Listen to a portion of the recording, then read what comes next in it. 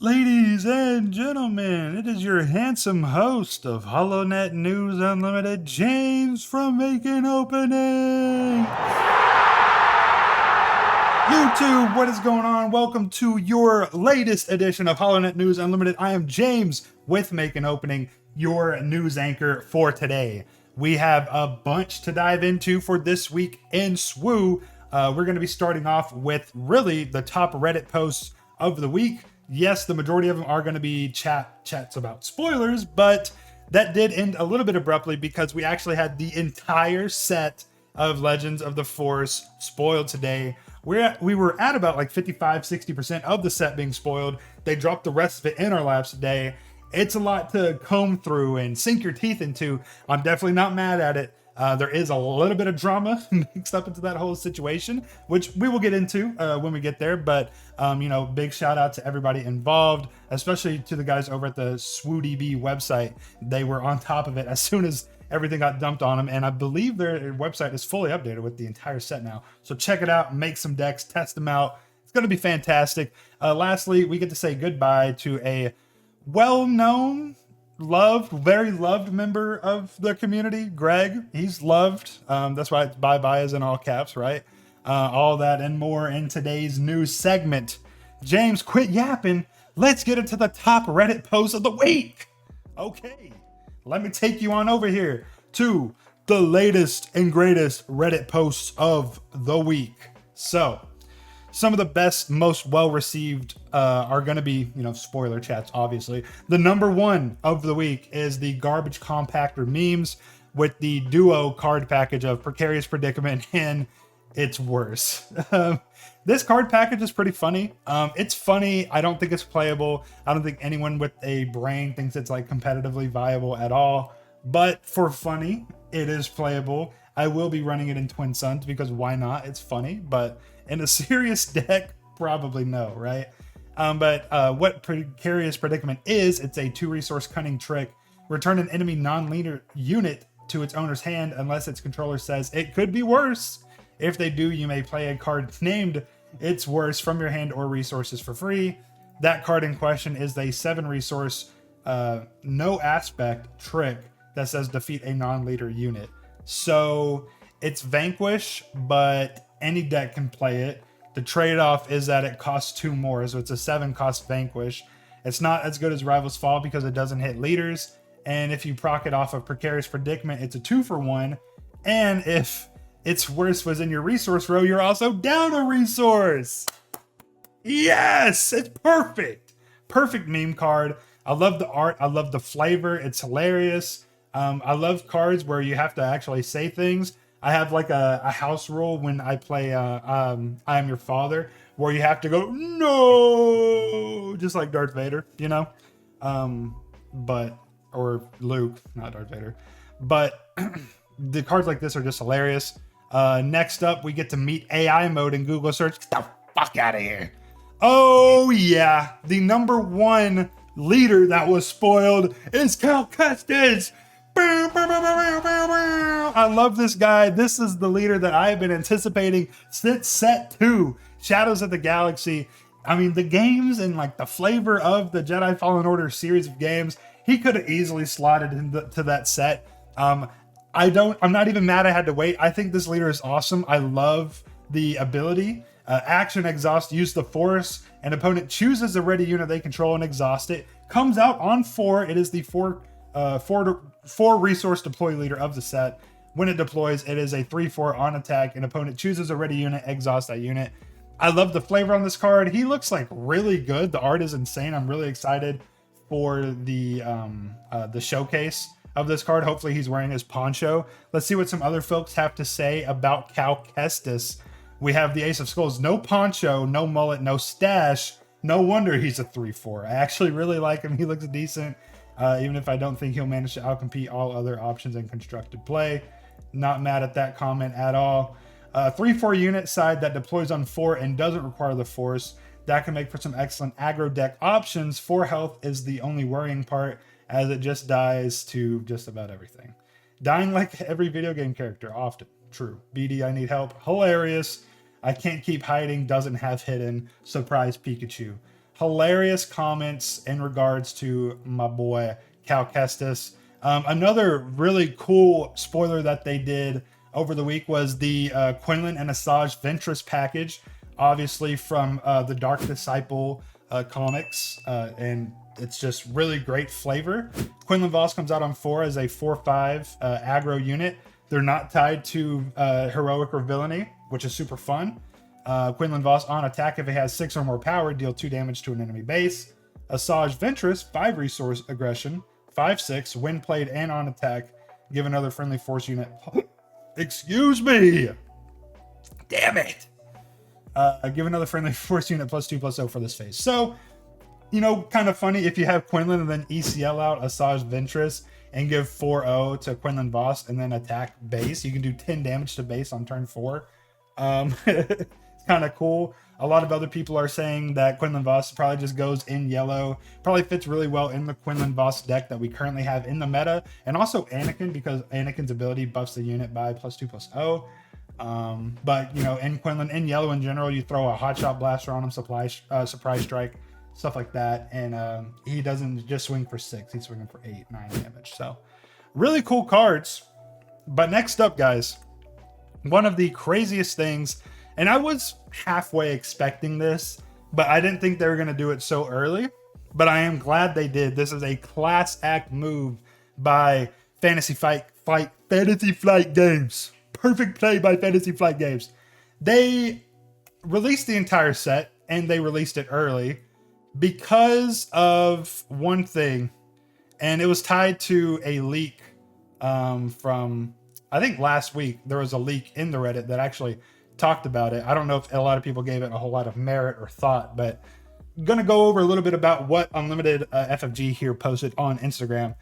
So in the past several weeks, we have learned that the full card files for the upcoming set have been leaked.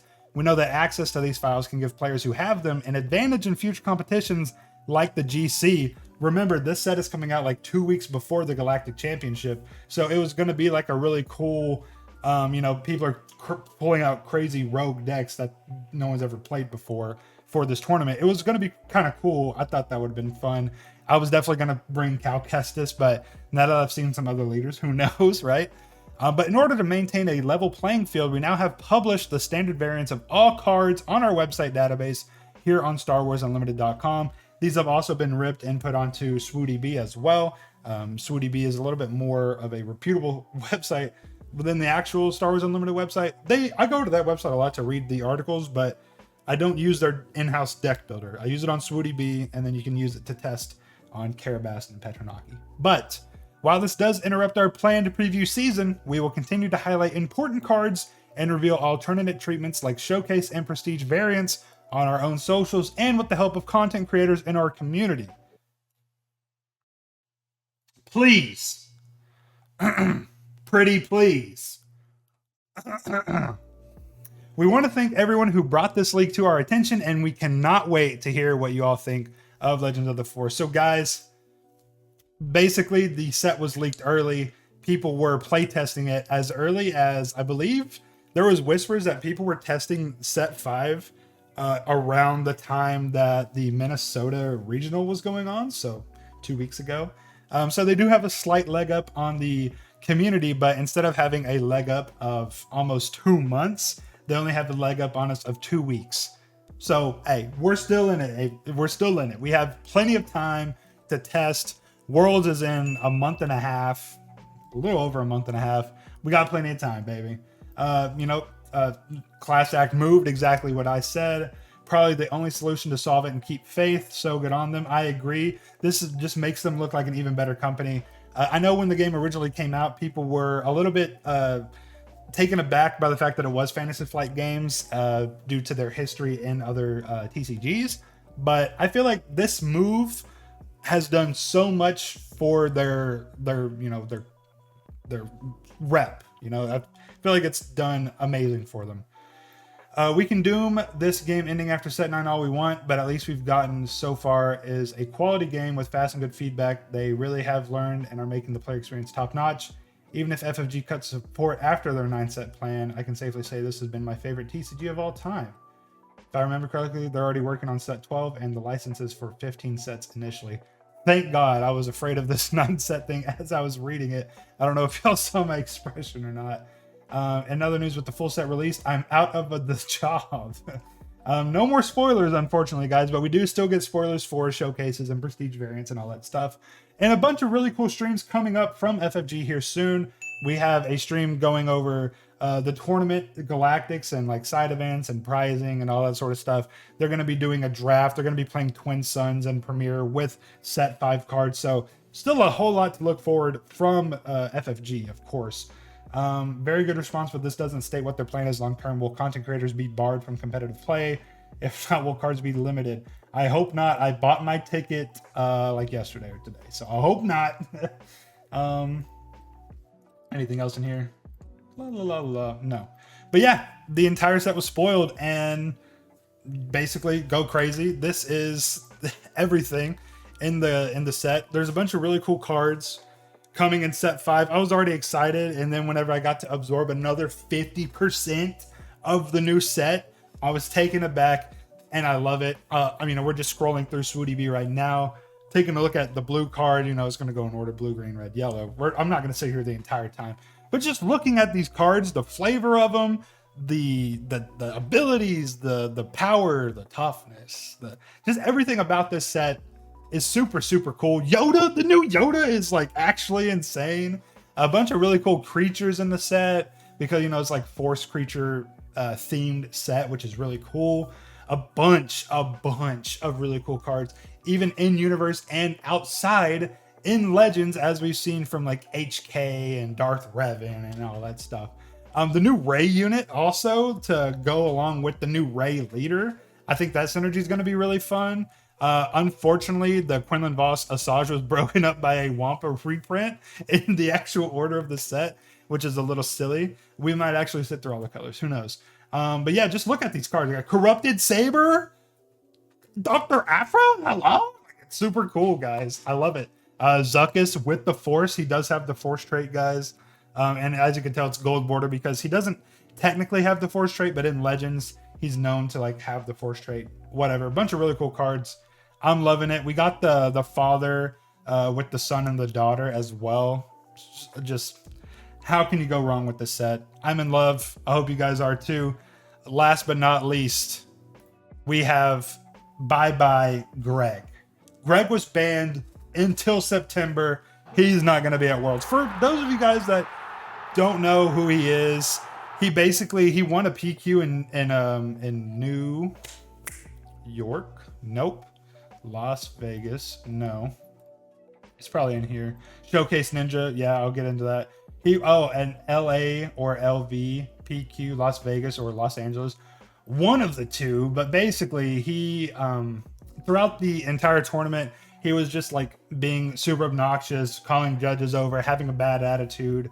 When someone asked what a card did, he said, read it yourself. And it was like a showcase in one of those plastic things that are in the Star Wars deck pods. He like chunked it at the player. Actually crazy. He ended up winning that tournament, but he's banned now. So much for your day 2, Greg. See you later. I'm glad that this was done as well because we don't need to tolerate that sort of behavior in our community. And I thought this was just a funny post that popped up this week. Greg was banned, all caps, is absolutely hilarious. And I just wanted to cover it. I thought it was hilarious. But thank you guys so much for tuning into this week's segment of the Holonet News Unlimited. This has been your boy James with Make an Opening. Let me know what has been your highlights of set 5. What are some of your favorite leaders coming to the set, and what sort of leaders are you wanting to see deck techs of? I actually have a community post where I asked that exact question, but now that everything got dumped, I may need to post another community post because the new Kylo leader, he looks awesome, and I'm really excited about that. I was already through the roof happy with Cal Kestis, but that Kylo leader is bonkers. I'm actually about to go into the lab right now and start working on him. But anyway, boy James Make an Opening. I will see you guys back here, Tuesday? I'll see you guys Tuesday? Sounds right. I think I'll see you guys Tuesday for a new upload, new deck video. We'll see what happens. Peace out.